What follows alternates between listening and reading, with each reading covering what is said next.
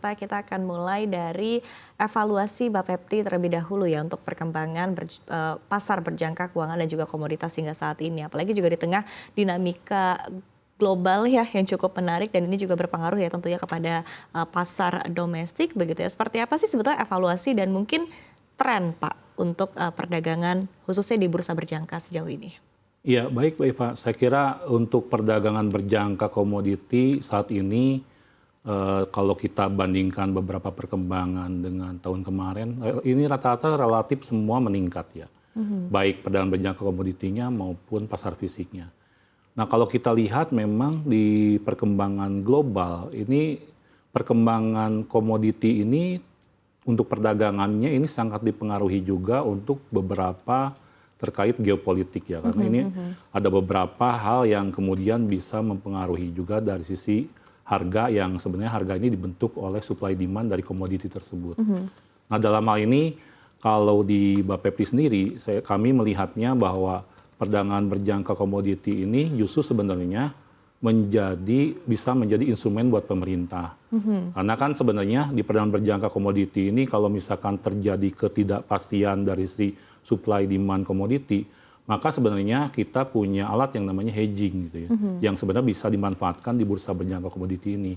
Dimana kalau misalkan perdagangan komoditinya di bursa berjangka ini sudah berjalan dengan baik gitu ya, membentuk ibaratnya perdagangan transaksi yang luar biasa besar, maka tentu saja akan menciptakan likuiditas pasar yang bagus, kemudian juga akan membentuk price recovery.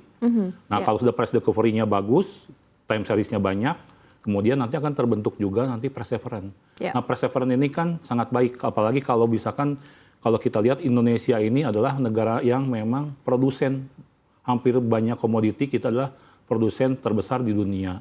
Seharusnya kita memiliki daulat dalam hal ini untuk pembentukan harga yang menentukan adalah Indonesia seperti itu. Pertanyaannya kalau kita lihat balik lagi ya, kita masih membahas berkaitan dengan tren yang terjadi saat ini. Pergerakan harga emas juga luar biasa Pak. Betul.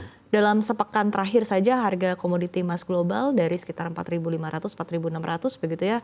Hari ini sempat 4.900-an begitu berada di level tertinggi sepanjang sejarah. Dan ini juga tentu berpengaruh ya terhadap perdagangan ataupun juga transaksi komoditas emas begitu ya di pasar berjangka sendiri. Nah, seperti apa Anda melihat tren untuk transaksi emas seperti ya, salah satu penyumbang kontribusi dalam transaksi perdagangan berjangka komoditi ini adalah terutama transaksi dari perdagangan untuk yang derivatif emas selama ini, local London ya.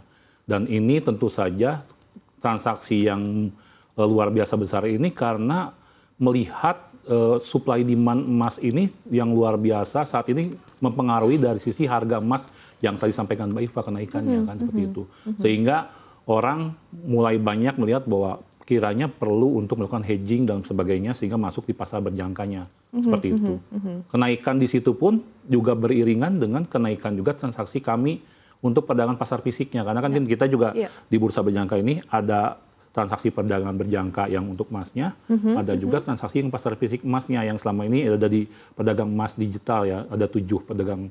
Itu pun transaksinya luar biasa naiknya luar biasa dan sampai kemarin ini termasuk juga dari sisi konsumennya pun tumbuh luar biasa. Oke, secara angka apakah ingat Pak berapa pertumbuhannya mungkin begitu? Kalau secara angka saya nanti bisa sampaikan juga di sini, kami bisa sampaikan bahwa transaksi emas ini sudah mencapai itu kemarin emas digital selama periode 2025 ini mencapai 118,93 triliun atau meningkat 104,03% dibandingkan 2024. Nah, dari sisi volume ini juga naiknya luar biasa karena kemarin ini 2025 udah mencapai 60,2 ton atau naik 26,89 dibandingkan 2024 yang 47,45 ton. Ini tentu saja minat masyarakat berarti di sini sangat tertarik, cuman kita juga harus bisa mengantisipasi juga karena di Indonesia ini juga kemarin kalau kita lihat harga di catat mungkin di harga di Antam rilis dengan harga di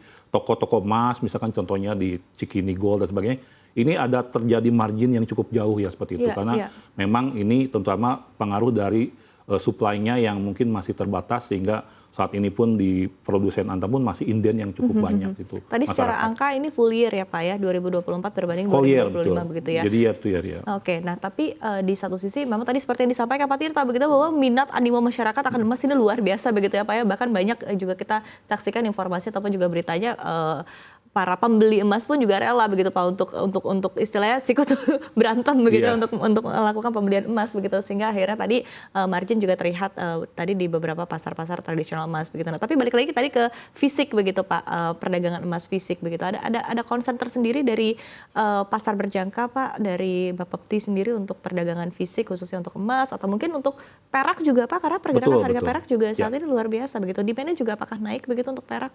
Ya, betul Mbak Iva. Jadi memang kita ada concern ya di sini terutama terkait dengan perdagangan emas ini. Sebenarnya kan perdagangan emas digital ini naik dari tahun kemarin ini adalah salah satunya juga dipicu karena permintaan dari masyarakat yang ingin membeli emas yang ibaratnya untuk investasi. Karena mungkin sekarang ini mulai melek gitu kan. Masyarakat tuh mungkin melihat emas ini adalah salah satu yang untuk investasi adalah safe haven. Kalau kita lihat beberapa hasil survei investasi pun masih sama. Sekarang ini emas masih nomor 1 gitu kan. Mungkin di bawah-bawahnya ada aset kripto, perdagangan berjangka dan sebagainya, reksadana, saham seperti itu ya. Tapi emas masih tetap nomor 1. Ya. Nah, tapi dengan nomor 1 ini kemudian orang banyak yang mencari emas.